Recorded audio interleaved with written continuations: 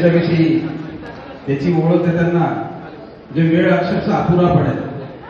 खरं म्हणजे जेवढ्या माझ्या भगिनी आहेत त्यांना खूप त्यांच्याविषयी कमी माहिती असेल, पण मी तुम्हाला सांगतो गेल्या अनेक वर्षापासून 200 पेक्षा जास्त व्यक्तींना, जास्त सायकलिस्टला ते पंढरपूर, कोटमगाव, शिर्डी आणि चुकीचं होणार नाही मी जर म्हटलं की रोज त्र्यंबकला सुद्धा नेतात आणि सगळ्यांना प्रवृत्त केलं त्यांनी की झाडे लावायची, आपल्याला पर्यावरण वाचवायचं आहे आणि सायकल चालवून आपली तब्येत स्वस्थ ठेवायची आहे.